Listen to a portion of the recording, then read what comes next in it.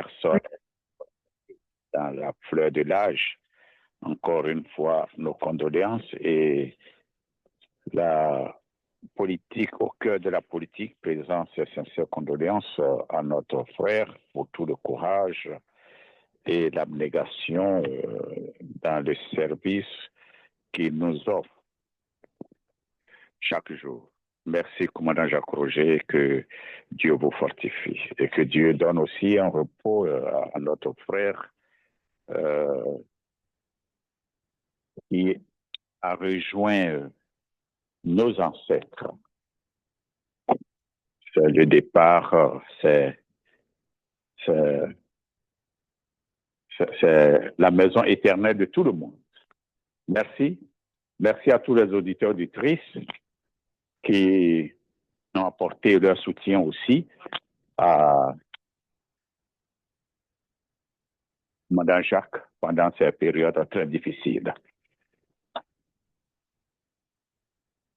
Alors, aujourd'hui, nous reprenons nos émissions. Après cette pause de 2 semaines ou bien 3 semaines, nous reprenons nos émissions. Ce soir, c'est mardi de 21h30 à 23h. C'est de la chronique au cœur de la politique. Pourquoi? Parce que, comme je vous l'ai dit toujours, la politique, c'est comme l'iceberg. Ce que vous voyez représente moins de 10% de ce qui est en dessous de l'eau. Donc, si vous n'êtes pas dans les profondeurs pour voir la partie de l'iceberg qui se trouve dans l'eau, tout ce que vous allez dire là, c'est faux. Ça ne va pas refléter la réalité. Alors, il y a des gens, j'écoute sur les radios, sur les télévisions, il y a des gens qui se font passer pour des analystes politiques. Mais si vous ne savez pas ce qui se passe en profondeur de la politique et que vous vous contentez de la forme, ce n'est plus une analyse politique que vous faites, mais vous donnez vos opinions. Et une opinion peut être fausse. C'est pas grave. Une opinion peut être fausse. C'est pas grave.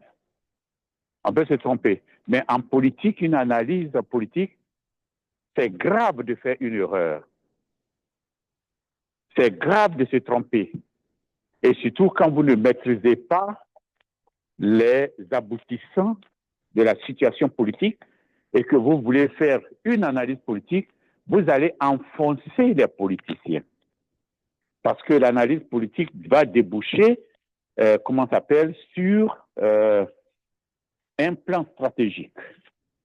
Alors, si vous ne maîtrisez pas ce qui se passe en dessous de l'eau, alors ce que vous allez dire ne va pas refléter la vérité et vous allez induire en erreur,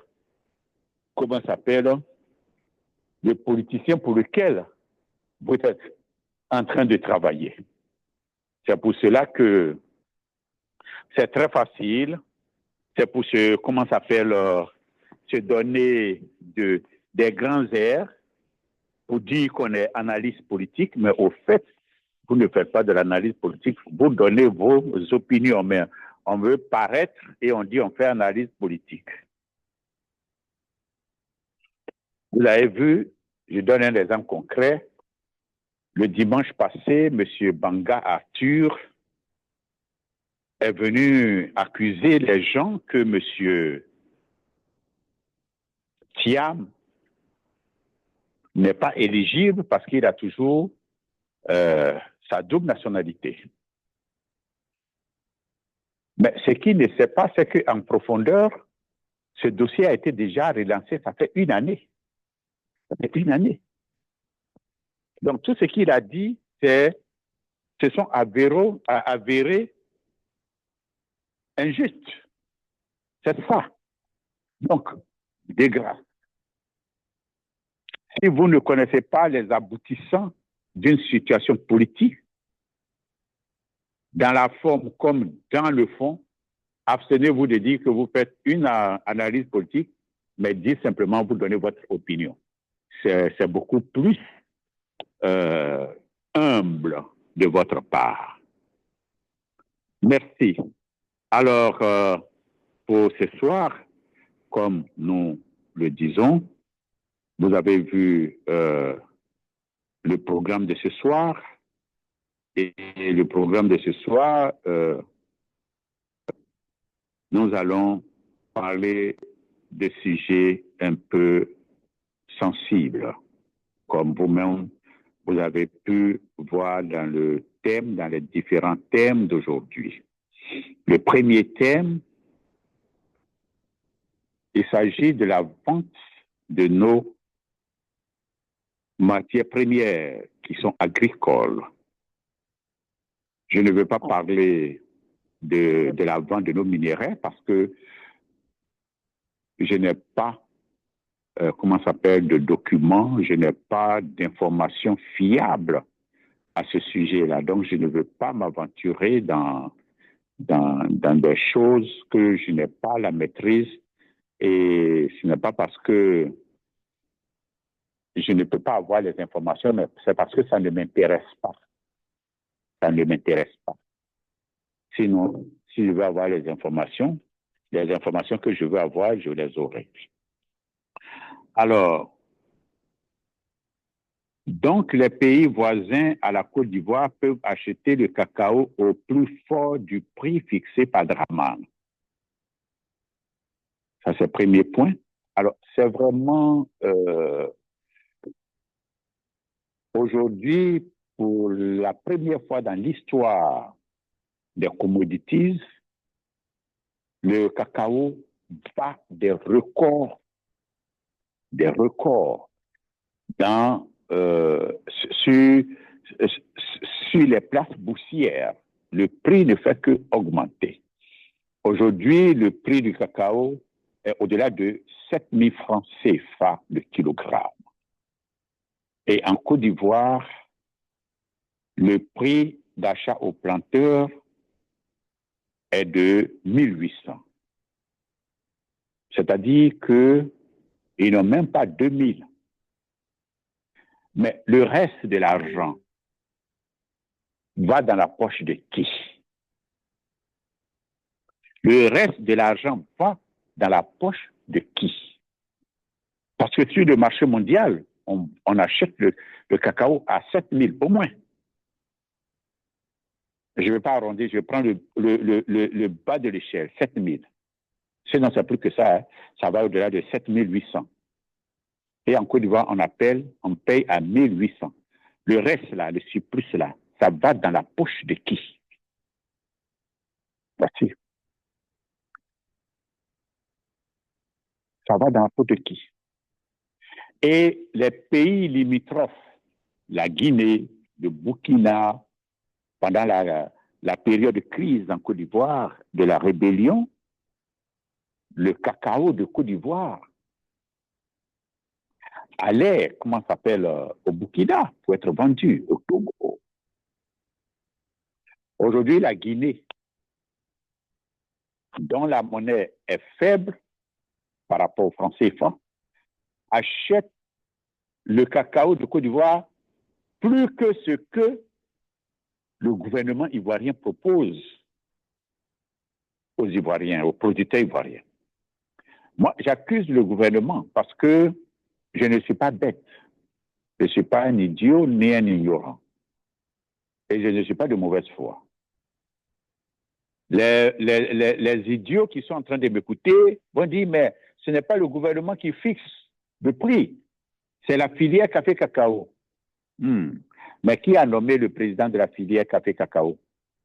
C'est Draman. C'est Draman. C'est Draman qui a nommé la filière, le premier responsable. D'abord, il y avait une femme, quand il a pris le pouvoir, il y avait une femme qui a détourné 400 milliards de francs CFA dans la filière de cacao, café cacao. Dramane était obligé de la limoger parce que la Banque mondiale avait pris fait et cause pour les planteurs de Côte d'Ivoire. On l'a limogé et 400 milliards considérés à perte et profit, un dossier clos et il a nommé un autre. Donc aujourd'hui, le cacao se négocie, se paye aujourd'hui en Côte d'Ivoire à 1800 francs de CFA le kilo. Alors qu'au Libéria, les planteurs ivoiriens vendent mieux leur, comment ça s'appelle. Et ce n'est pas, ces pays, le Libéria, la Guinée, ils ont leur propre monnaie. Ils n'ont pas ils ne négocient pas avec le franc CFA. Mais pourquoi les Ivoiriens savent payer, savent vendre leurs produits au Libéria et, comment ça s'appelle, en Guinée? Parce que là-bas, leur profit est plus énorme que ce que leur propre pays peut leur donner. Voici. Les pays qu'on se moque, dont on se moque. La Guinée, le Libéria, on se moque de ces pays. Ces pays-là ne sont rien devant la Côte d'Ivoire, devant l'Ivoirien. C'est ça, c'est ce que l'Ivoirien pense dans son cerveau. Mais aujourd'hui, ces pays-là payent mieux le café de Côte d'Ivoire par rapport à ce que propose le gouvernement de Côte d'Ivoire aux producteurs de cacao. Ce n'est pas normal. Ce n'est pas normal. Depuis que Dramane est arrivé au pouvoir, projeté par les canons de Sarkozy,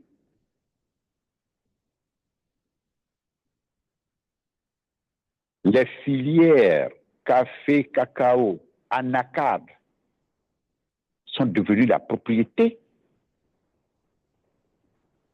des gens de Dramane et spécialement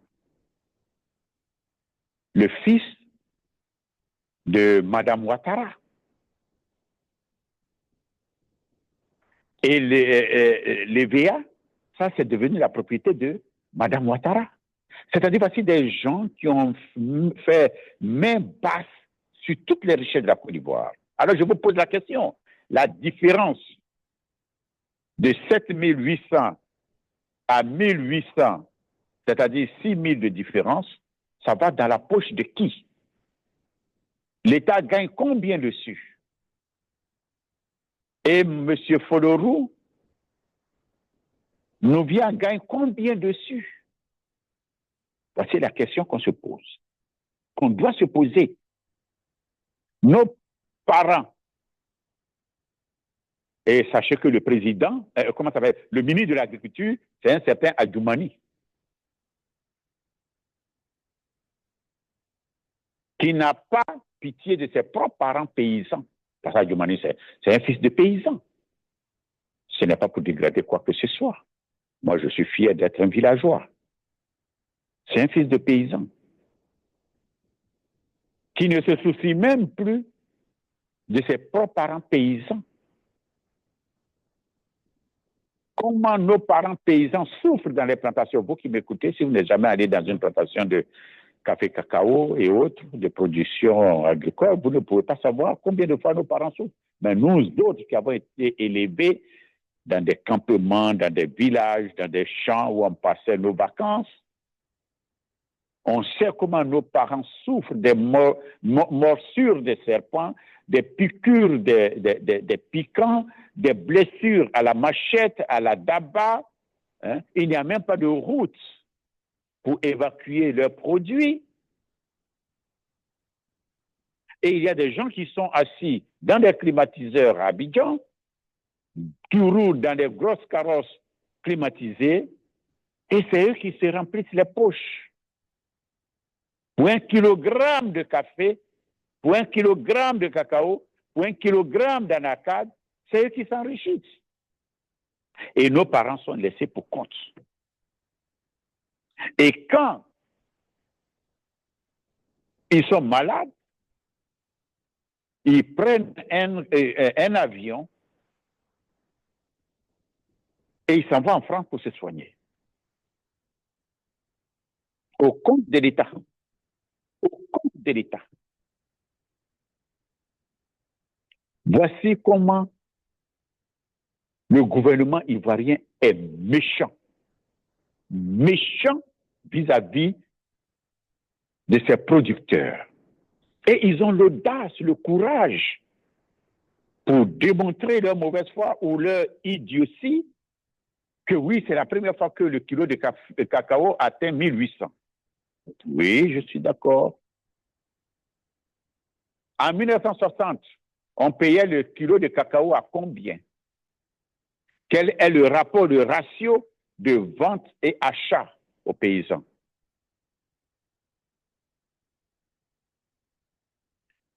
En 1970, on payait le cacao à combien? Le cacao se vendait à combien et on payait à combien de paysans? À combien de paysans on payait? On versait. En 90, à l'an 2000, à l'an 2010 et maintenant, c'est ce ratio-là. Quand vous faites ce ratio, vous vous rendez compte que le plus mauvais gouvernement qui rançonne nos paysans, c'est le gouvernement actuel de Dramane Ouattara. Parce que quand vous faites achat, vente, prix de vente et achat aux paysans, vous en rendez compte que 1800 ne représente absolument rien. C'est comme ça qu'il faut voir le problème. Ce n'est pas de dire on a donné, c'est la première fois on donne 1800 le plus élevé qu'on paye aux planteurs. Mais, dans le temps, on achetait ça. Lequel était le prix de vente? Il faut être intelligent pour raisonner comme ça. Ou bien il faut être de mauvaise foi pour dire le contraire. Parce que eux, ils ont envoyé le paradis sur terre. Tout ce qu'ils font, c'est le meilleur. Ils sont les meilleurs. Nous sommes dans le deuxième miracle. Nous sommes dans l'émergence. C'est ça, nous fait croire. Mais les Ivoiriens aujourd'hui vivent plus malheureux qu'en 1960. Les producteurs ivoiriens aujourd'hui sont plus malheureux qu'en 1970. Les producteurs ivoiriens aujourd'hui sont plus malheureux qu'en 1980-1990. Souvenez-vous, dans les années 70, tous nos parents paysans avaient les Yamaha 50, les Yamaha 100. Tous nos paysans, planteurs de café, cacao, ils avaient ça. Aujourd'hui, en principe, tous nos producteurs de café, cacao, avec minimum 5 tonnes de cacao, devaient tous avoir un pick-up, ce qu'on appelle communément bâché. Un Ivoirien, un planteur ivoirien qui fait 5 kilos de cacao devait avoir aujourd'hui au moins une bâchée. Mais aujourd'hui, nos parents paysans ne peuvent même pas s'offrir une moto Yamaha que leurs parents, leurs papas ont acheté dans les années 70. Aujourd'hui, ils ne peuvent même pas payer ça. La plus forte raison, un pick-up. Aujourd'hui, nos parents paysans, ils ont des tricycles. C'est ça maintenant qui est à la mode. Ces tricycles que nos parents ont dans leur plantation maintenant. C'est la honte. C'est la honte. C'est-à-dire que nos parents, plus le prix grimpe, plus le prix de vente, non, de vente à la bourse grimpe, plus nos parents deviennent pauvres et misérables. Ceux qui détiennent le café cacao en Côte d'Ivoire, qui sont assis à Abidjan, quand ils sont malades, ils s'en vont en France pour se faire soigner. Vous savez combien de tonnes il faut pour leur voyage, leur séjour et leurs médicaments? Et tout ça, c'est sur le dos de nos parents paysans. Et toutes ces personnes qui sont à Abidjan, qui sont assises dans les bureaux climatisés et qui s'empochent l'argent, la différence, ils ont tous leurs enfants dans des écoles françaises, anglaises, en Côte d'Ivoire, et ils sont où? À Londres, ils sont en France. Les plus pauvres, ceux qui sont pauvres, ils envoient leurs enfants en France, mais le plus souvent, c'est en Angleterre. Aux États-Unis, ils sont remplis à Texas ici. Ils sont remplis à Boston ici. À New York, ici, ils sont cachés. Parce que New York, c'est le ouïa-ouïa. Donc ici, ils ne viennent pas trop ici. Ils sont au Canada, plein là-bas. Et nos parents croupissent dans la misère, la pauvreté. On ne peut même pas leur injecter même une piqûre de tétanos. Une piqûre de tétanos, on ne peut même pas leur donner ça gratuitement. Vous voyez jusqu'à quel point le gouvernement actuel est cynique. C'est cynique. Criminel. Ils ont fait main basse sur toutes les richesses de la Côte d'Ivoire. Ils achètent à bas prix et ils revendent à prix élevé. Voici en Côte d'Ivoire, il suffit de devenir ministre, automatiquement ils sont riches. Ils deviennent milliardaires. Alors que les grosses entreprises, je prends M. Billon par exemple, qui est considéré comme le plus gros employeur de Côte d'Ivoire, après l'État ivoirien, il a combien de milliards? M. Billon a combien de milliards? M. Billon, combien de milliards? Je ne vais pas vous dire. Mais nos ministres, il suffit qu'ils soient ministres. Ils empochent des milliards. Ce que même les entrepreneurs, ce que même le plus gros entrepreneur de Côte d'Ivoire, le Dangote de Côte d'Ivoire, Billon, ne peut pas avoir. Eux, ils ont ça. Et ils vont acheter, comment ça s'appelle, des voitures les plus chères, luxueuses, à des prostituées. Mais Sadio Mané, pourquoi il ne répond pas à Johnny Pacheco?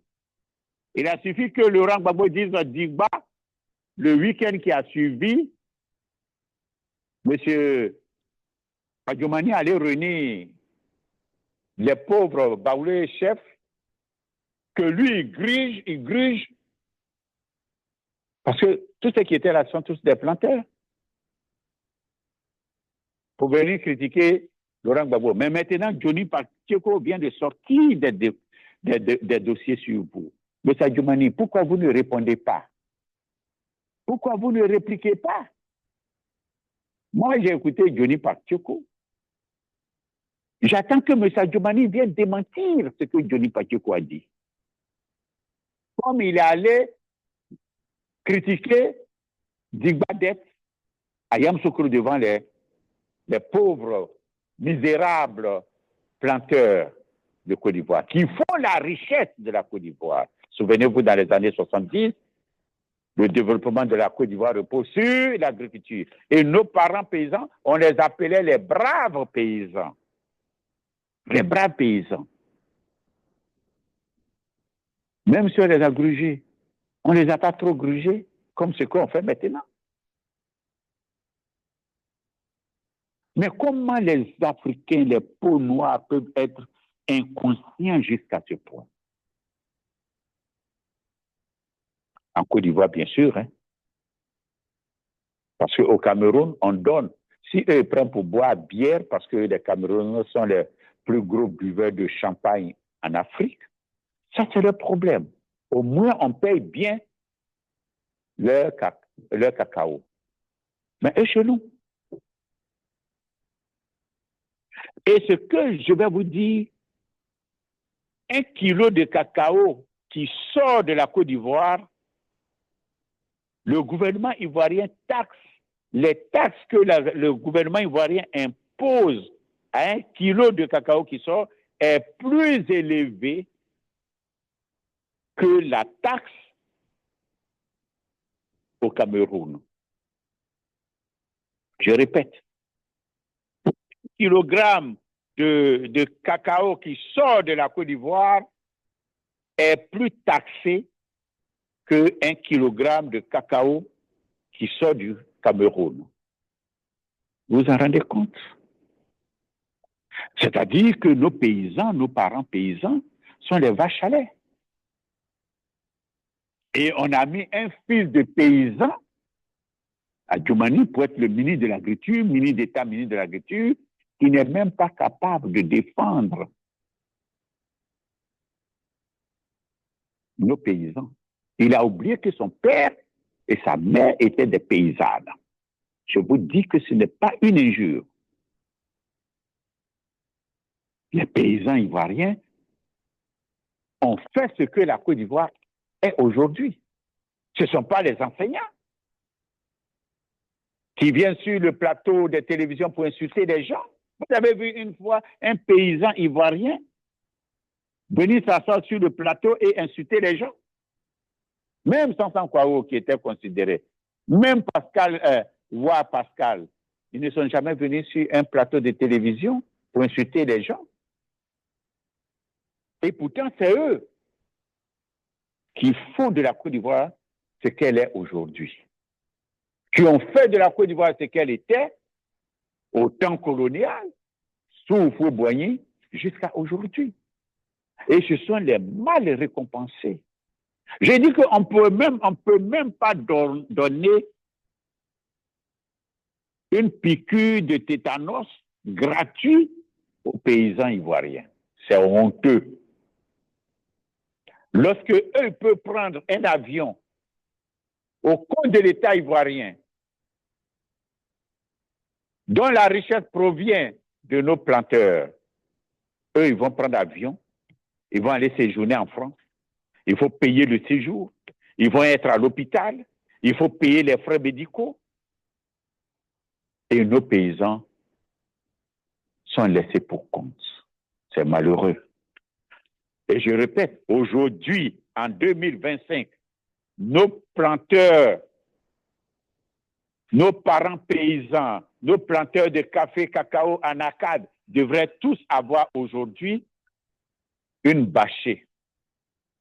Mais à la place de bâchée, ce n'est même pas Yamaha 50, hein, c'est tricycle. C'est malheureux, c'est honteux pour le gouvernement actuel. Alors, est-ce que les Ivoiriens ont le droit d'aller vendre leurs produits à l'étranger? Est-ce qu'ils ont le droit? Parce qu'on les empêche. On les empêche d'aller vendre leur café, leur cacao au bon prix à chose, en Guinée et au Libéria et autres. Pourquoi? Pourquoi on les empêche? C'est sa productivité. L'État ivoirien n'a pas financé la plantation de ces gens. Houphouët-Boigny, dans les années 70, a financé par la BNDA, la Banque nationale d'agriculture et de développement, qui était une banque ivoirienne. On donnait les prêts. On donnait les prêts à nos parents paysans pour aller faire la culture de cacao, la culture de soja, la culture de ceci, cela. On leur donnait des prêts. Oui, si vous n'étiez pas là, nous on était là. Nos parents allaient à la BNDA et on leur donnait des crédits pour aller faire des plantations, pour aller faire leurs plantations, et après la récolte, ils venaient rembourser.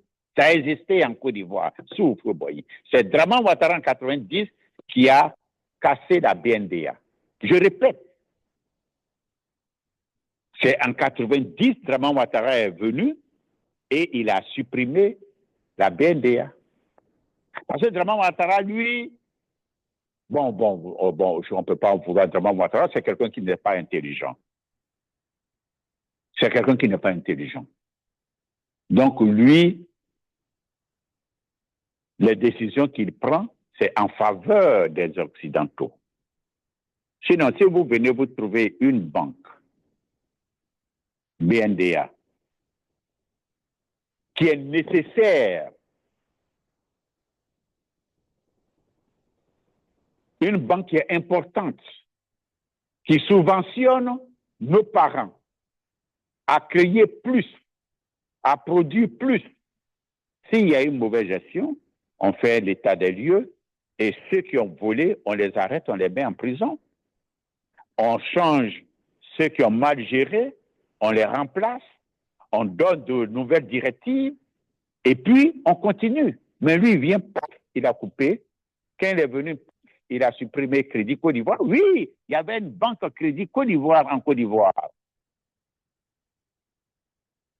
Permettre aux Ivoiriens d'aller prendre des crédits.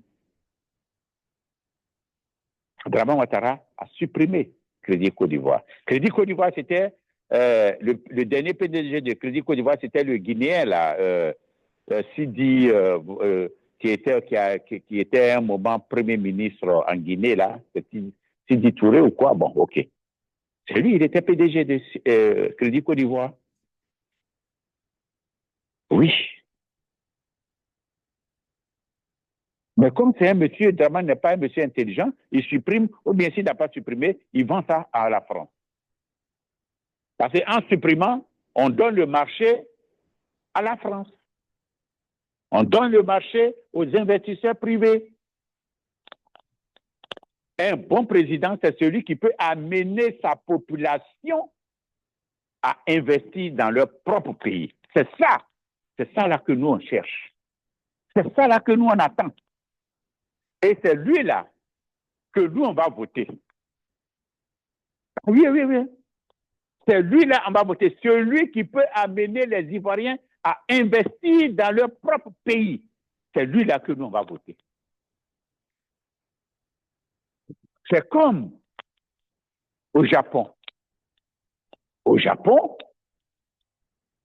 74% des Japonais ont investi dans leur pays.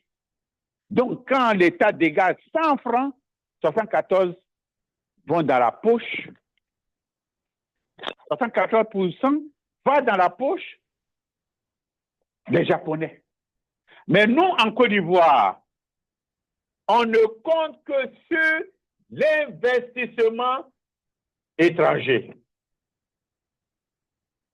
Ce qui fait que l'économie ivoirienne est aujourd'hui à 80% dans la main des étrangers. C'est malheureux.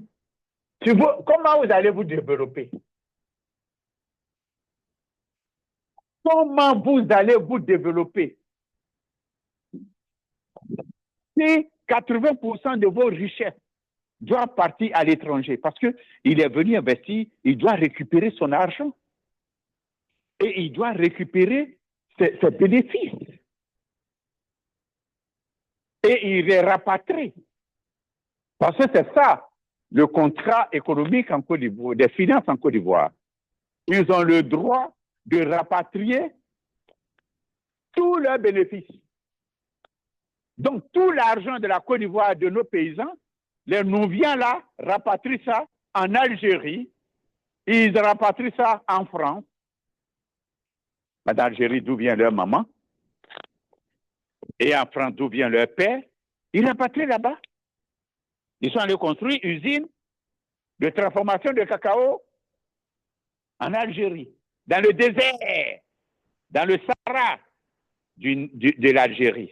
Et nous, en Côte d'Ivoire, nos parents sont là pour se faire piquer du matin au soir, se faire mordre par les serpents, se blesser à la machette. Et encore, j'allais oublier cet aspect-là. Les insectes rouges, là, les fourmis rouges qui piquent nos parents. Nos parents sont obligés de prendre des pesticides accrochés au bout d'un bois.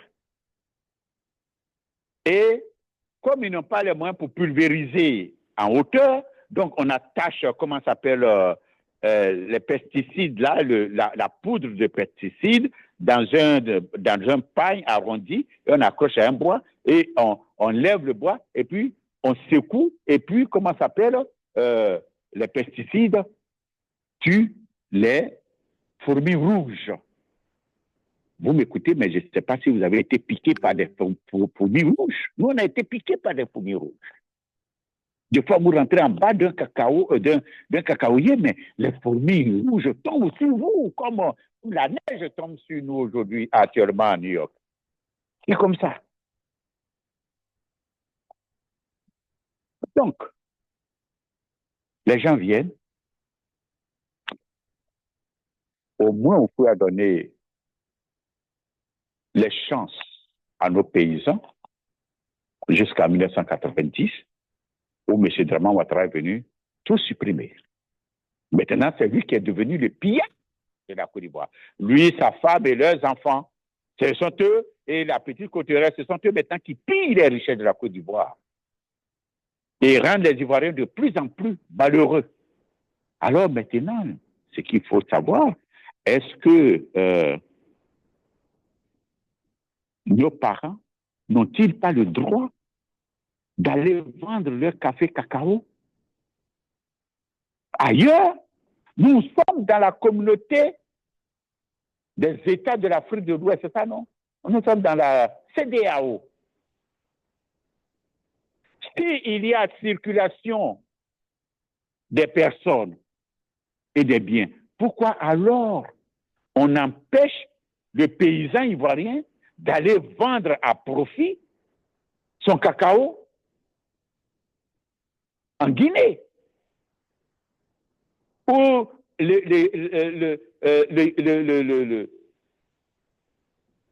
ou là-bas, ce n'est pas 1800 qu'on va lui donner, on va lui donner plus que ça.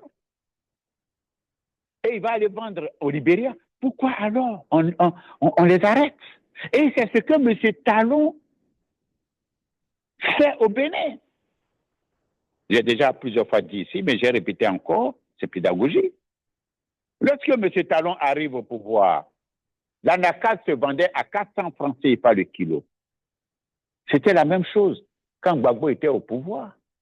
L'anacarde se vendait à 400 francs le kilo, l'EVA était près de 1000 francs le kilo.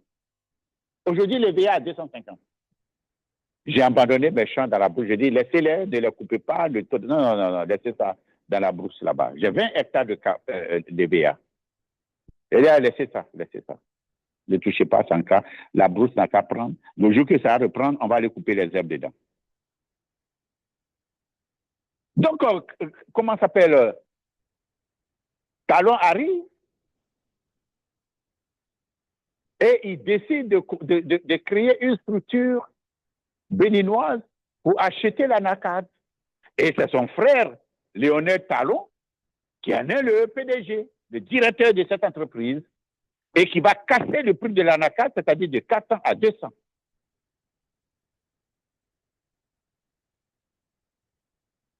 Au Togo, les Béninois sont obligés d'aller vendre leurs produits au Togo. Et la méchanceté de l'homme noir, du Béninois Talon, il s'en va crevasser les routes. On arrête les camions, on bloque les camions. Les Béninois ont trouvé des moyens avec des tricycles pour se frayer dans la forêt pour aller vendre leur anacarde au Togo. Talon les fait arrêter par la police, la gendarmerie, par les militaires, et on les présente à la télévision béninoise comme des blanchisseurs d'argent, des terroristes. C'est ça. Des terroristes, des blanchisseurs d'argent, des voleurs. Et on les présente comme ça à la télévision béninoise. Et on les condamne à des dizaines d'années de prison. Ça, c'est ce qui se passe au Bénin. Et c'est ce qui Bénin a triché ça sur la Côte d'Ivoire. Dès que Draman Ouattara a pris le pouvoir, les prix ont chuté. L'anacarde a chuté.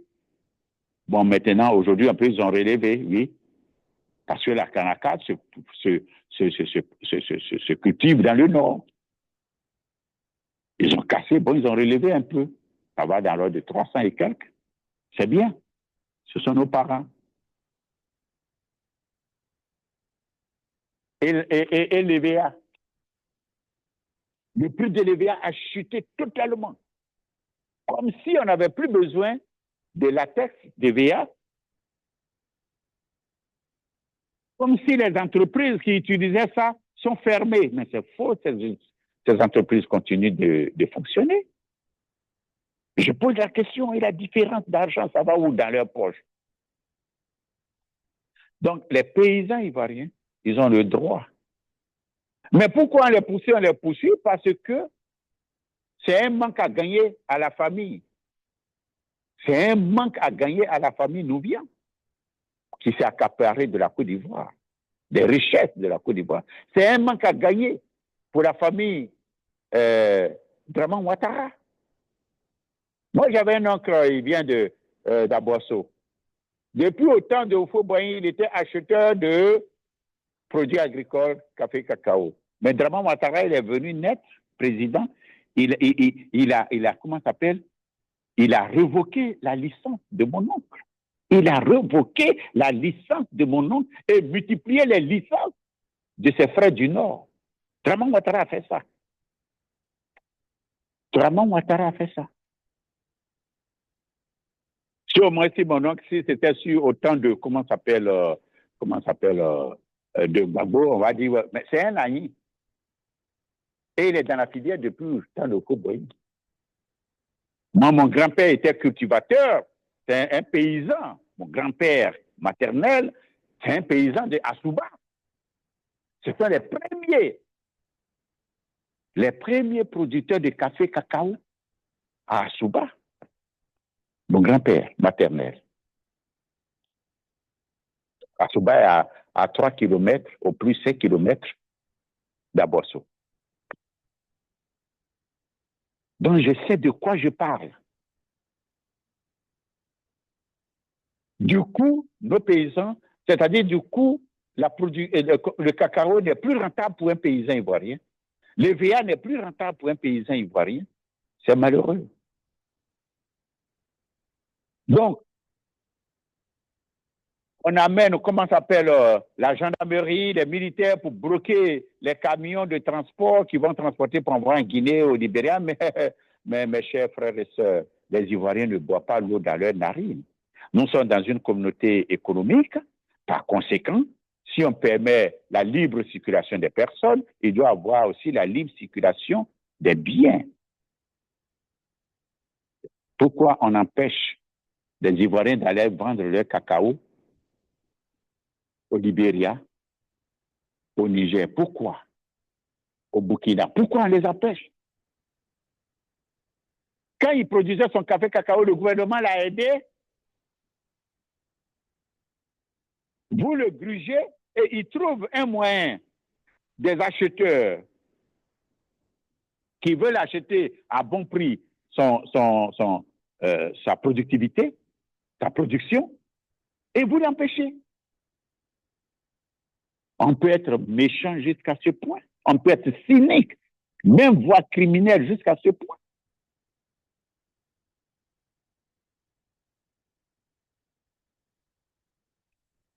On doit laisser. Si le gouvernement ivoirien n'est pas capable d'acheter les produits agricoles de Côte d'Ivoire à de bons prix, on doit permettre aux Ivoiriens d'aller vendre leur propre production qu'ils ont produite, vendre partout dans le monde où ils peuvent faire un bon profit. C'est simple. Deuxième point, c'est la CEI, la Commission électorale indépendante. Les Ivoiriens et Ivoiriennes se feront-ils l'obligation d'aller voter avec cette CEI? Oui, c'est une question. Est-ce que les Ivoiriens vont se faire violence pour aller voter avec cette CEI qui est là? Ou bien, ils n'iront pas au vote avec cette CEI-là? C'est l'alternative.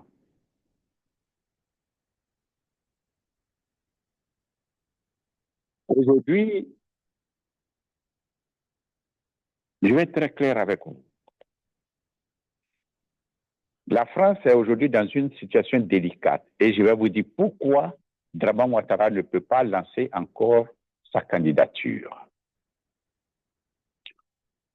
La France est dans une situation très délicate aujourd'hui, compte tenu des grands bouleversements qui sont en train de se passer sous nos yeux. Nous qui faisons la lecture de l'évolution du monde actuellement, nous on voit ce qui est en train de se passer et ce qui va arriver.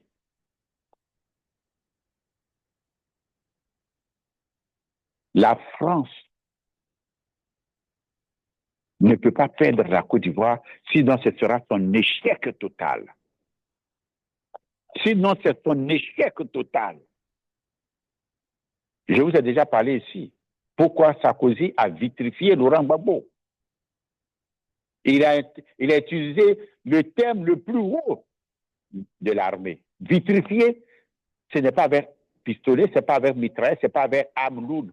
C'est avec bombe atomique. Quand on te dit, en termes militaires, quand on parle de vitrifier, c'est avec l'utilisation de la bombe atomique. Parce que là, quand ça passe, il n'y a plus rien. C'est ça qu'on appelle vitrifier. Ce n'est pas avec mitraillette on vitrifie quelqu'un. Donc, il a utilisé le mot le plus, c'est-à-dire, quel que soit ce qui va se passer, même s'il doit utiliser la bombe atomique contre la Côte d'Ivoire, contre Gbagbo, il va le faire. C'est ça ce qui veut dire vitrifier. Mais comment M. Sarkozy est arrivé là? Très rapidement, lorsque Sarkozy a donné l'ordre aux banques françaises en Côte d'Ivoire de fermer les guichets pour ne pas que les Ivoiriens puissent avoir leur salaire et qui se rebellent contre Laurent Gbagbo pour le renverser. Et Laurent Gbagbo a réussi à, à racheter ces banques-là. Puisque ce sont des banques où la Côte d'Ivoire a des parts dedans. Même si elles sont françaises, mais la Côte d'Ivoire a des parts dedans. Et M. Katina, avec son équipe, qui était le ministre du budget, ils sont partis, à la BCAO Plateau, et ils ont reconstitué tous les fichiers, puisqu'ils ne pouvaient pas prendre l'argent à la BCAO. Parce que la BCAO a reçu l'ordre, les présidents de la BCAO, certains présidents membres de la BCAO ont donné l'ordre, comme Abou Diouf, par exemple, au Sénégal, pour ne pas que, l'argent sorte de la BCAO pour payer les fonctionnaires ivoiriens. Et M. Katina, avec son équipe, sont rentrés à la BCAO avec un crayon et un crayon avec un calepin. Ils ont reconstitué tout. Quand M. Katina sortait de la BCAO, nous avons des parents qui travaillent là-bas, le personnel de la BCAO s'est aligné comme ça pour applaudir M. Katina pour le travail puissant qu'il venait de réaliser. Et ça les a surpris. Ils étaient surpris de voir le travail abattu par Kone Katina. Allez-y demander aux gens, à vos parents qui sont à la BCAO. Ils ont fait une haie pour applaudir M. Katina et son équipe lorsqu'ils ont fini le travail qui sortait. Et c'est là qu'il a été décidé de payer, et c'est après ça que le virement des salaires a été fait. Le salaire de mars a été fait. Et quand Gbagbo a racheté les banques françaises, c'est Lagarde qui était au FMI ici, qui a appelé, Sarkozy pour lui dire, si tu donnes 3 mois à Gbagbo, la France est foutue. Je vous dis la phrase. Les enregistrements audio sont là. Si vous laissez Gbagbo 3 mois, la France est foutue. C'est là que Sarkozy a touché Obama pour persuader Laurent Gbagbo de rendre le pouvoir. Il va venir enseigner ici, on va lui donner tout. Gbagbo a raccroché Obama au nez. Il a envoyé maintenant Bourgi, va parler à ton ami. On va lui donner tout ce qu'il veut, il n'a qu'à quitter le pouvoir. Il a dit niet. C'est là maintenant que chose a dit. Sarkozy a sorti le mot, je vais le vitrifier. Donc, la situation dans laquelle nous sommes aujourd'hui, la France est sur la tangente, comme on le dit quand on était au collège. La France est sur la tangente. La France a perdu tout. Les pays les plus pauvres qu'on nous désignait du doigt sont les pays les plus riches en minerais, en toutes sortes de minerais, c'est-à-dire le Niger, le Burkina et, comment ça s'appelle, le Mali. Et c'est un très grand territoire. Les trois pays-là seulement, leur superficie dépasse pratiquement le reste de l'Afrique de l'Ouest, c'est-à-dire de la CEDEAO.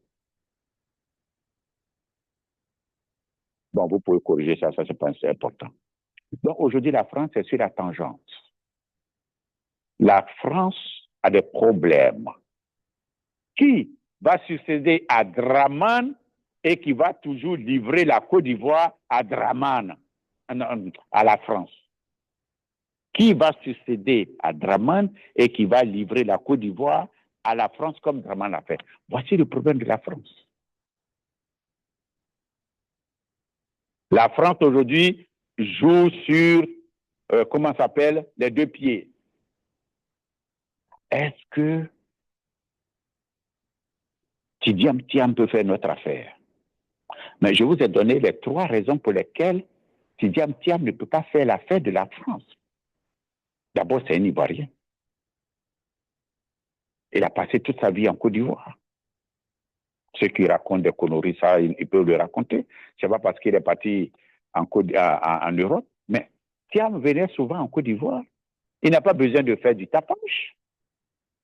Il n'a pas besoin de faire du tapage que je vais dans mon pays. Il y a des gens même qui sont sur cette radio ici, se disent RHDP, mais avant d'aller en Côte d'Ivoire, là, ils se cachent. Ils viennent crier sur radio, mais ils se cachent. C'est par le Ghana, ils passent pour aller, comment ça s'appelle, en Côte d'Ivoire. Pourquoi? Pourquoi vous ne pouvez pas atterrir votre avion, prendre l'avion pour atterrir directement Bidjan pour passer par le Ghana? Mais vous êtes de faux types. Donc, la France est aujourd'hui sur la tangente. La France ne peut pas faire confiance à 100% à M. Thiam, parce que la France ne peut pas intimider Thiam. Et Thiam aussi ne peut pas livrer 100% de la Côte d'Ivoire à la France, comme Draman Ouattara le fait. Draman Ouattara, c'est un étranger. C'est un étranger. De père et de mère. Moi, en 1994, je suis arrivé aux États-Unis, j'ai fouillé tous les dossiers de Draman Ouattara. Draman Alassane Ouattara ne peut pas regarder dans mes yeux et dire que lui, il est ivoirien. Il ne peut pas regarder dans mes yeux et puis dire qu'il n'est pas burkinabé. C'est ça. Donc aujourd'hui, la France ne sait pas. La France supporte toujours Draman. Mais le moment n'est pas encore arrivé pour faire sa déclaration. C'est tout, hein? La France supporte Draman. La France s'en fout de 4e mandat, 5e mandat, il s'en fout, et la France s'en fout des lois de la Côte d'Ivoire. Ça, je vous l'ai dit. Aujourd'hui, Draman Ouattara est en train d'utiliser toutes les manigances avec la CEI pour lui donner une victoire. Dès que Draman Ouattara aura la confiance de sa victoire, il va annoncer sa candidature. Aujourd'hui, on va utiliser toutes les manigances pour éliminer. M. Laurent Gbagbo est déjà éliminé, comme eux-mêmes le chantent. M. Thiam, il faut l'éliminer aussi.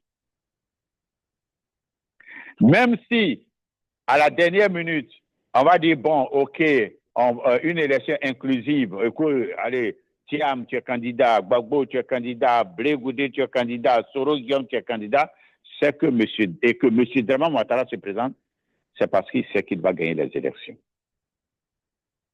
C'est pour cela que je vous demande, est-ce que vous allez vous faire l'obligation d'aller voter avec cette commission électorale? Quand le RDA était dans l'opposition, ils ont tout dit sur Yaoundé. Ils ont tout dit sur Yaoundé. Que M. Yaoundé, c'est un militant du FPI, c'est un frère à Laurent Gbagbo. Mais M. Cuibert,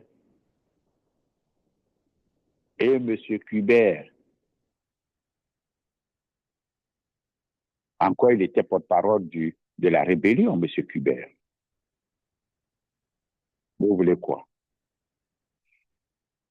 Quand l'ancien président du Conseil constitutionnel, son adjoint, c'était M. Cuibert. Et lui aussi, il était dans la rébellion. Draman Ouattara ne peut pas, récompenser ses ennemis. Draman ne peut pas récompenser ses ennemis. Chers frères et sœurs, aujourd'hui, la Côte d'Ivoire a un tournant décisif. Je l'ai dit, quand la guerre de la Russie et l'Ukraine a éclaté en 2022, j'ai dit sur cette radio en 2022 que si après 2025, le pays qui ne s'est pas libéré, c'est un bon à rien. Le peuple qui ne s'est pas libéré, c'est un bon à rien. On n'a qu'à les exterminer même. Aujourd'hui, 3 pays se sont libérés. Il reste à prendre la monnaie et puis c'est terminé. C'est ce que nous tous on attend. C'est là-bas, là est-ce que nous on va aller investir?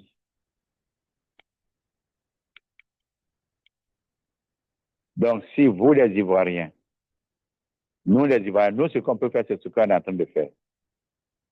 Si nous ne prenons pas nos responsabilités devant l'histoire des élections de 2025, on est foutu pour de bon parce que ce sera une recolonisation à outrance.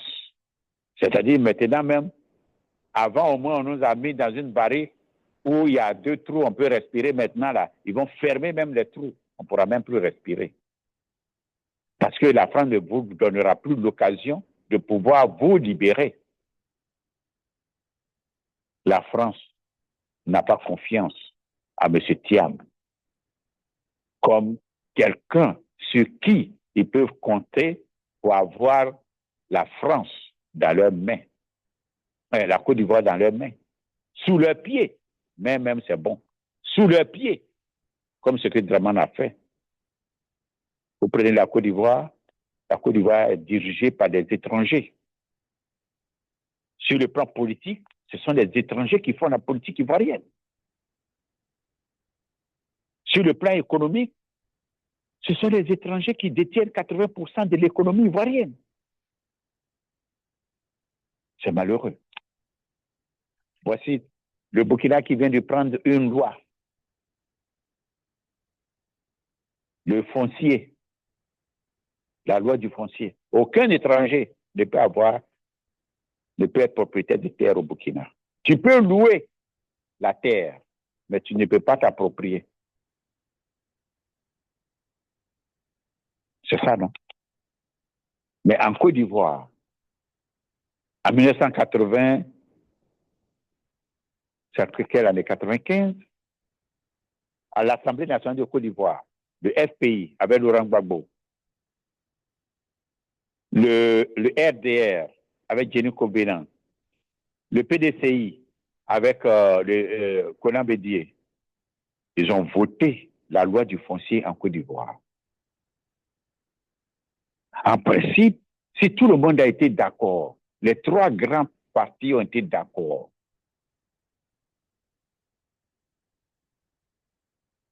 pourquoi alors le RDR va prendre les fusils pour fusiller le foncier que eux-mêmes ils ont voté? Quand la Côte d'Ivoire est partie, a été convoquée à Marcoussis, mais l'un des sujets brûlants, c'était le foncier, la loi du foncier que eux-mêmes ont voté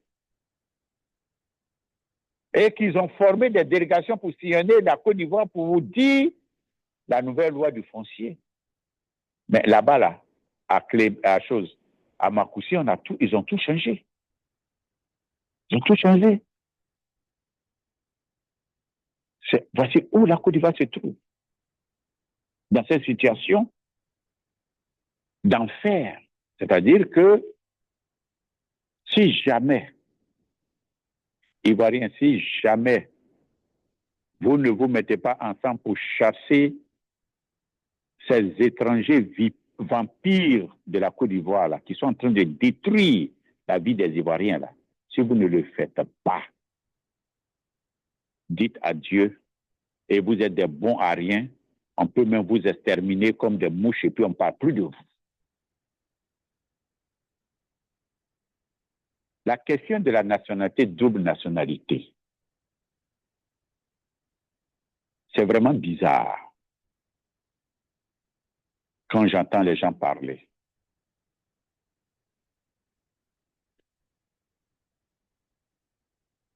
Je prends l'exemple concret de M. Thiam, dont il est question aujourd'hui. Dans la Constitution de 2000,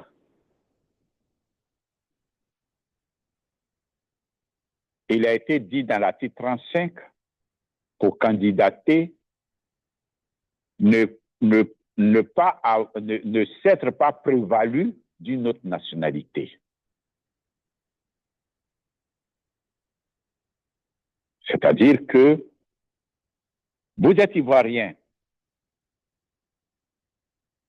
et si vous voulez être président, vous ne devez pas avoir, vous ne vous êtes pas prévalu d'une autre nationalité. Vous avez été Ivoirien pur et simple. Et on dit que pour être candidat, il faut avoir père et mère ivoiriens. Si ton père et ta mère sont des Ivoiriens, tu es Ivoirien. Mais si tu vas prendre une autre nationalité, ce n'est pas grave.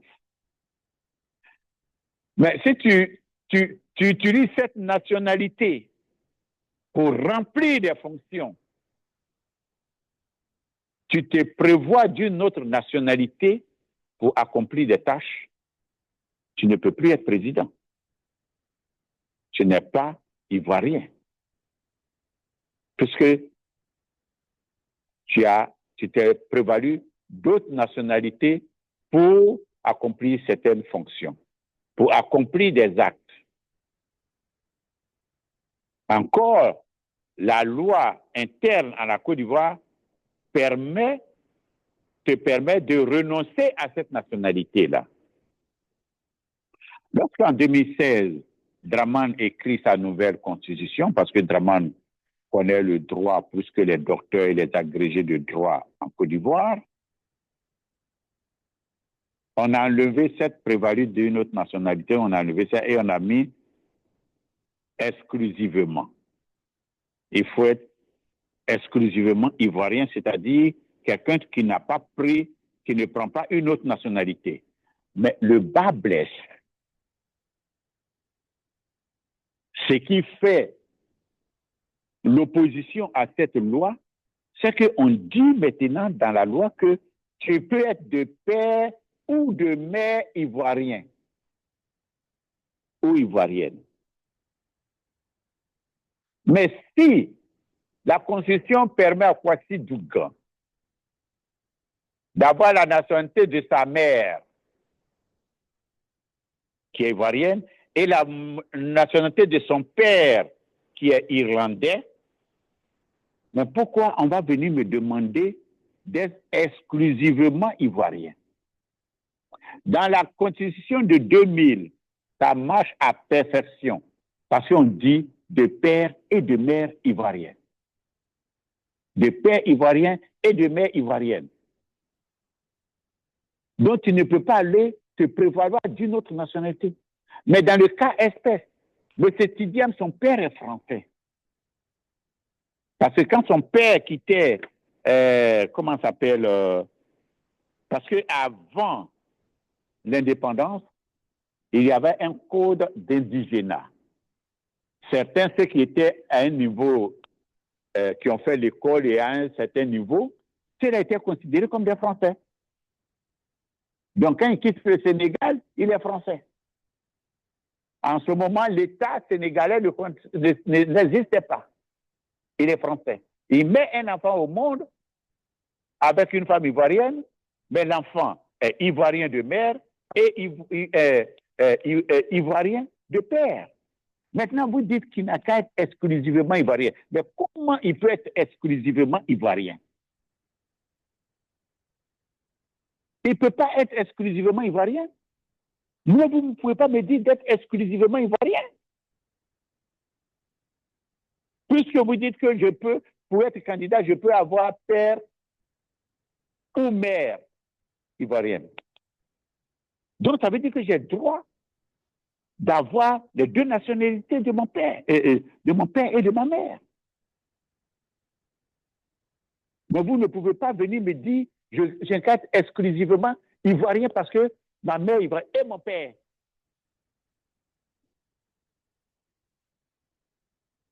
Et ce qui est grave, c'est qu'on dit il faut renoncer à l'autre nationalité. Mais ça, ceux qui ont écrit ça sont des idiots. Sont des idiots. Monsieur Tidiam Thiam, il n'a qu'à renoncer à la nationalité française. Pourquoi? Moi, Dougan, vous allez me demander de renoncer à la nationalité de mon père, alors que je porte le nom de mon père. Monsieur Thiam porte le nom de son père. Donc, s'il renonce à la nationalité française, non, mais il faut lui enlever son nom là alors. Il n'a qu'à être exclusivement ivoirien. Son père était un Français et il s'appelle Tidiam. Donc, s'il doit renoncer à la nationalité française, mais il doit il doit renoncer aussi à son nom, au nom de son père qui est français. Moi, je dois renoncer au nom de mon. Si je renonce à la nationalité de mon père, je dois renoncer au nom de mon père, Dougan, qui est sur moi. Dougan Emmanuel, ça c'est la famille. C'est une famille en Irlande du Nord là-bas. La famille Dougan Emmanuel. Donc, si je dois renoncer à la nationalité de mon père, on doit enlever sur moi Dougan, parce que quand on entend Dougan, ce n'est pas ivoirien. Dougan, ce n'est pas ivoirien. Et Dougan Kwasi ne peut pas être exclusivement ivoirien. Puisqu'on dit pour être président, je peux avoir le père ou la mère ivoirien. Alors pourquoi on me demande alors de renoncer à ma nationalité et on va faire de ça un tollé? Et même si je renonce à la nationalité de mon père et que je renonce au nom de mon père, qu'on m'appelle Kwasi simplement, mais mon sang, mon ADN,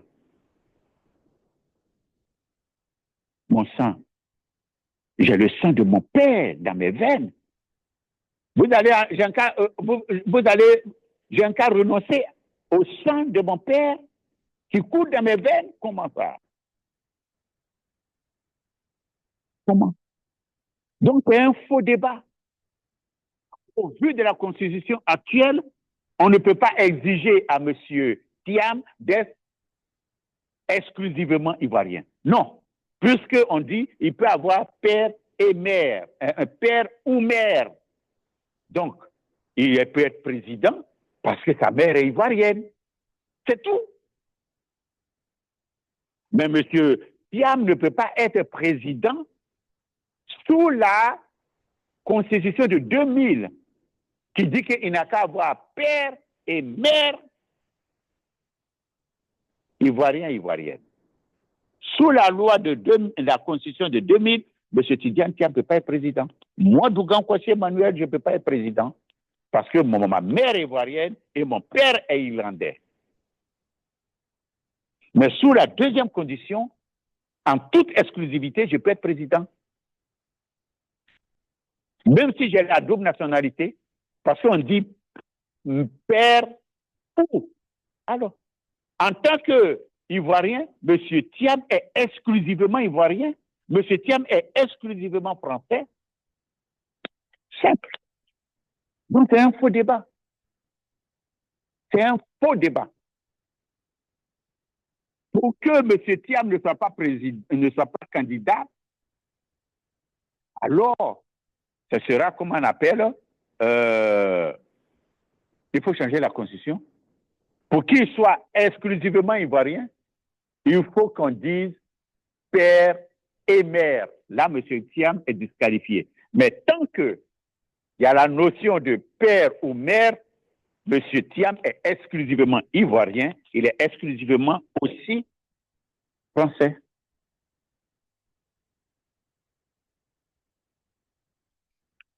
Simple. C'est une question de droit. Et M. Thiam, il n'a même pas besoin de renoncer à sa nationalité française, puisqu'il est exclusivement ivoirien. Il a le passeport ivoirien, il a une carte d'identité ivoirienne, c'est son droit le plus absolu, sa mère est ivoirienne, et il s'inscrit avec ces documents. On lui dit double nationalité. On ne devait même pas soulever ce problème de double nationalité, puisque la loi lui permet d'être candidat, puisque la constitution ivoirienne lui permet d'être candidat par sa mère. Sa mère, M. Thiam est exclusivement ivoirien. Donc, il peut être candidat en Côte d'Ivoire. Donc, c'est un faux problème, un faux débat qui a été engendré. Et puis, comment ça s'appelle? Pour renoncer à une nationalité, tu n'as qu'à dire, bon, à partir d'aujourd'hui, je ne suis plus français. C'est terminé. Je ne suis plus français. Voici votre passeport. Je brûle ça même. C'est terminé. On n'a pas besoin de procédure. Allez ici. J'ai dit, je ne suis plus français. Voici votre passeport, c'est fini. Voici votre carte d'identité, c'est fini. Je brûle même au mieux. C'est fini. Le jour que j'ai allé, si j'ai brûlé le passeport français, vous pensez que le jour que je vais aller relever un passeport français, on va m'accorder ça? On va plus t'accorder. Donc, c'est une procédure. Et puis, cette procédure, la France peut utiliser ça contre Thiam. Je vous ai dit que la France est aujourd'hui sur un pied, même pas un pied, sur la pointe des pieds, parce que si jamais fait la Côte d'Ivoire, c'est fini pour elle. M. Thiam ne va pas venir livrer corps et âme, esprit de la Côte d'Ivoire à la France, comme Draman Ouattara l'a fait. Aujourd'hui, la France vous fait croire qu'il supporte Thiam, c'est faux. Je vous dis que c'est faux. Nous, on est au courant de ce qui se passe là-bas. C'est faux. Ils font semblant, c'est-à-dire ils cajolent les Ivoiriens. Ah, je vois sur les réseaux sociaux, oui, aujourd'hui, ils ont abandonné Draman. Ils n'ont jamais abandonné Draman. Donc, ils vont continuer à donner des crédits à la Côte d'Ivoire, à Draman, pour s'enrichir. Ils n'ont pas abandonné Draman. Pourquoi ils ne coupent pas les fonds avec Draman? Pourquoi ils ne coupent pas, ils continuent de donner des crédits à la Côte d'Ivoire? S'ils ne sont pas avec Draman, pourquoi ils vont lui donner? Laurent Gbagbo, ils n'étaient pas avec Laurent Gbagbo. Ils ont donné crédit à Laurent Gbagbo. Ils n'étaient pas avec Gbagbo. Ils ont donné crédit, ils ont donné combien à Gbagbo? Donc, faites attention. Faites très attention. Les Ivoiriens, comment ça s'appelle? Le RDR crée des faux débats. Le RDR crée des faux débats pour détourner l'attention des Ivoiriens sur des sujets les plus importants des Ivoiriens. C'est ça le problème. Le RDR s'est créé en matière de communication. Vraiment, il faut tirer le chapeau au RDR. Hein. Et ils ne s'amusent pas. Ils ne s'amusent pas. Ils créent des faux débats pour détourner l'attention des Ivoiriens sur les vrais problèmes de la Côte d'Ivoire. Et c'est comme ça qu'ils vont faire la Côte d'Ivoire jusqu'à... Et puis, quand tout sera bouclé, vous êtes en train de débattre des faux sujets Et Draman va venir dire, bon, il est candidat. Oui. Et c'est déjà tard. Et il va vous amener à l'abattoir.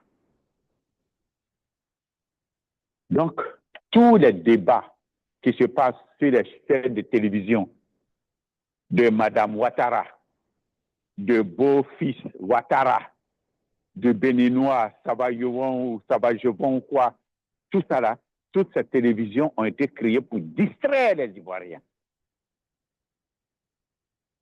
Ce sont des télévisions qui sont créées pour distraire les Ivoiriens et ces femmes qui animent ces sociétés, ces choses sont payées.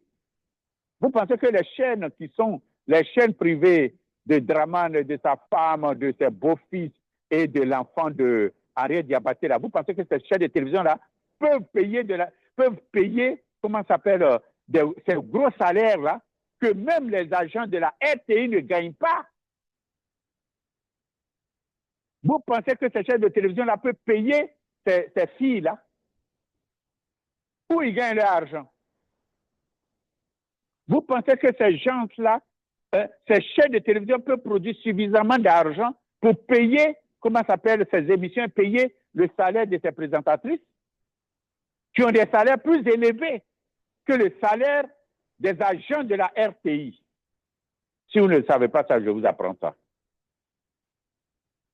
Ce sont des chaînes qui ont été créées pour distraire les Ivoiriens, pour détourner l'attention des Ivoiriens des vrais problèmes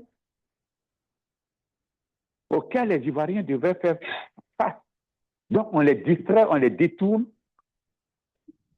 Quand tu écoutes, moi, ce sont des chaînes même que je ne regarde pas. Bon, je vois certaines personnes en train de regarder, bon, de temps en temps, ils envoient des choses sur WhatsApp, je jette un coup d'œil dessus, mais ces chaînes de télévision ne peuvent même pas produire suffisamment d'argent pour payer une présentatrice.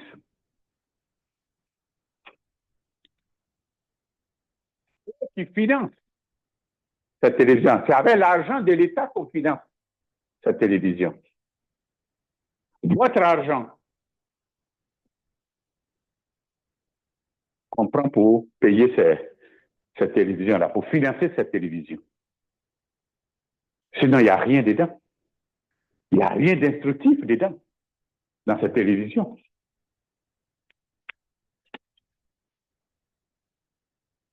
Merci. Au dernier point, le quatrième point, la nouvelle structure du nouveau monde. Ah oui, c'est un gros sujet. Devant nous, en 2025, depuis 2022, février 2022, le monde est en train de changer devant nous. Le monde est en train de présenter une autre structure. Et ceux qui ne vont pas s'approprier de ce nouveau monde, mais seront des cabris morts de ce nouveau monde. Ça, je vous le dis. Vous serez des cabris morts de ce nouveau monde. Parce que dans la structure actuelle, c'est la libération des peuples. Mais le peuple qui va refuser sa libération est condamné pour toujours. Parce que maintenant, les enclos sont en train de se fermer, les enclos sont en train de se dessiner. Et si vous ne sortez pas, si vous restez dans ces enclos, mais vous n'allez plus pouvoir sortir. Nous sommes dans une nouvelle configuration du monde. Les paradigmes changent au jour le jour. Aujourd'hui, des pays considérés comme faibles, pauvres, misérables, qui sont les derniers au bas de l'échelle, peuvent se lever et dire que nous, on ne veut plus de vous chez nous. Allons-y en arrière, il y a 3 ans, le Burkina ne peut pas chasser la France. Thomas Sankara a été tué. a été vitrifié. Mais aujourd'hui, le Burkina est libre. Tout ce que le Burkina a besoin, c'est d'avoir un président qui a de la vision et qui a de leadership. Un président qui a de la vision et de leadership va développer son pays. Et c'est ce que le Burkina, le Niger et le Mali doivent avoir. Ils doivent avoir un président non seulement charismatique, mais un leader qui a de la vision et un leader qui est honnête et compétent.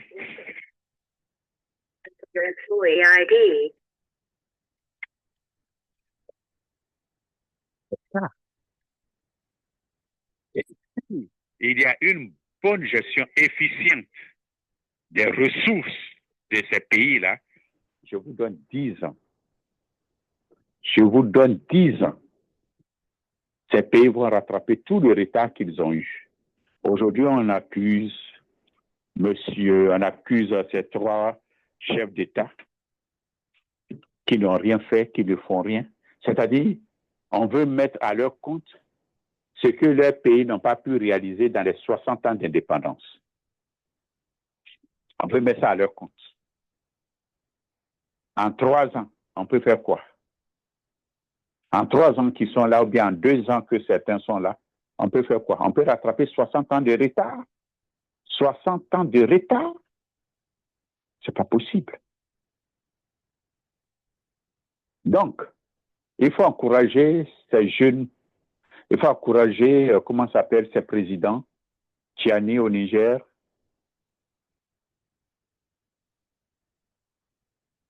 Ibrahim, au Burkina Faso, et puis Assimi du Mali, qui sont aujourd'hui l'espoir de l'Afrique. L'espoir de l'Afrique.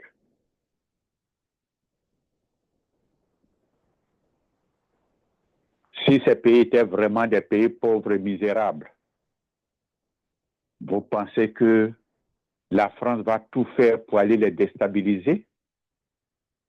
Des pays pauvres. Si vous êtes parti, on s'en fout. Demandez au Togo de quitter la France. Demandez au Togo de quitter la France. Demandez au Bénin de quitter la France. La France ne va même pas lever son petit doigt. Bénin, Togo n'ont qu'à quitter la France. La France ne va même pas lever son petit doigt parce que ce sont des pays sans la France qui ne peuvent pas exister. Le Togo ne peut pas vivre, ne peut pas exister sans la France. Le Bénin ne peut pas exister sans la France. Ça, c'est moi qui vous le dis. Mais la France ne peut pas exister sans l'or du Mali, sans l'or du Burkina, sans les richesses du Mali, du Burkina, sans l'uranium du Niger. Dans les années 30, lorsque Einstein avait découvert la bombe atomique, qu'il fallait de l'uranium enrichi pour faire cela, il a demandé aux pays, les États-Unis d'Amérique, l'Angleterre et la France, de ne pas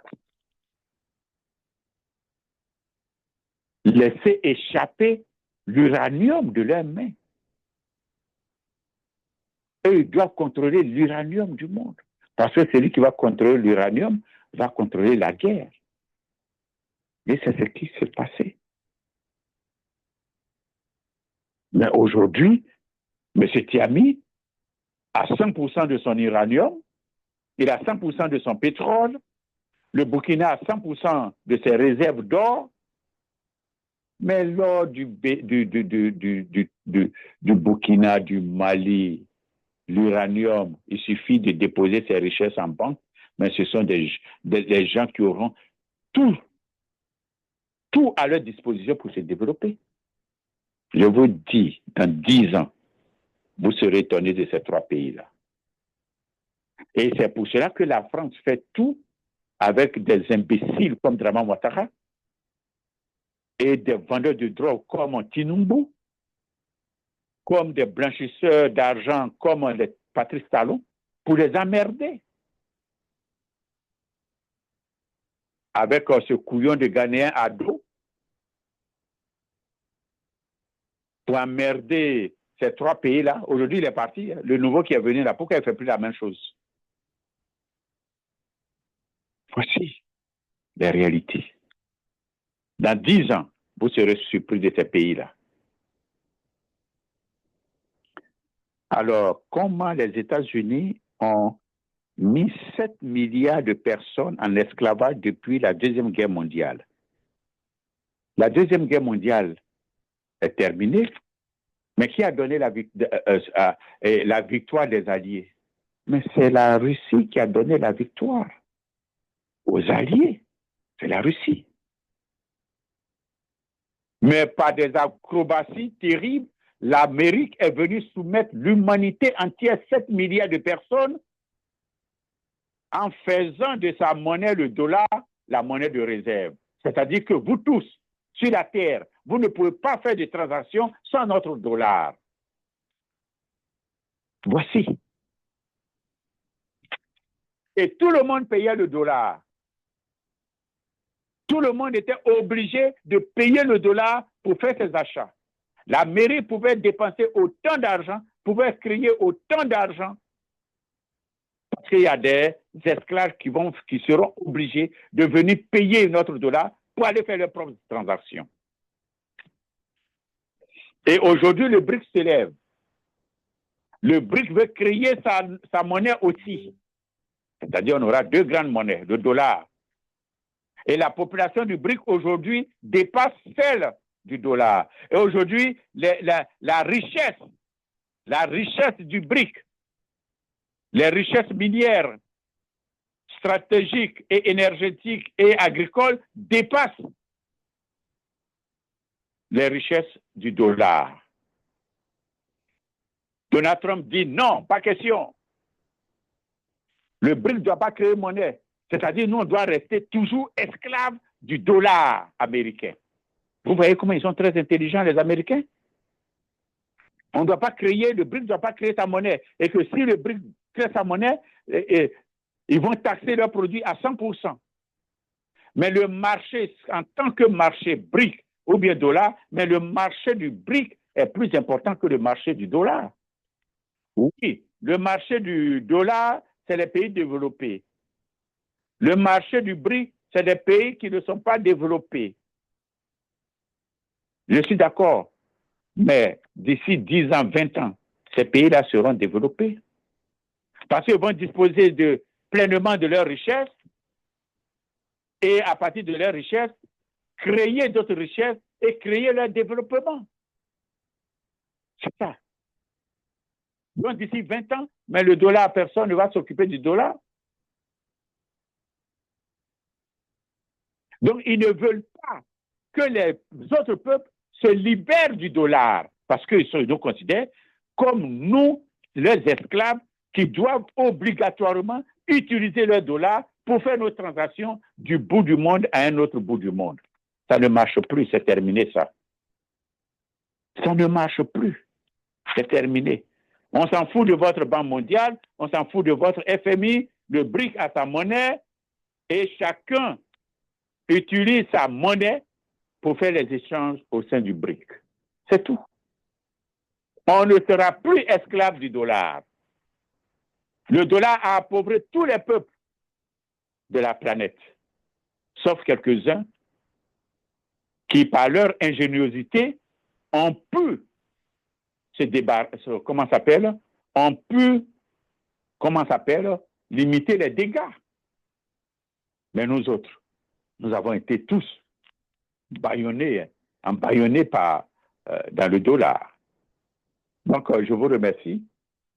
Le mardi prochain, nos 2 frères que j'avais invités la dernière fois, ils vont revenir.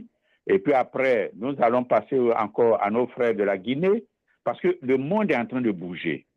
Et il n'y a que les imbéciles qui ne changent pas d'après Houphouët-Boigny. Le monde est en train de bouger. L'Afrique doit bouger. L'Afrique doit s'approprier une partie de ce nouveau monde qui est en train de naître. Si nous échouons à ça, à s'approprier une partie de ce nouveau monde, nous sommes foutus pour de bon. Je vous remercie. Bonne nuit. Merci pour votre fidélité. Merci, commandant Jacques, Roger, Yako encore. Et on se donne rendez-vous à mardi prochain. Merci. C'était Kwasi Duganovski. On est russe. Merci.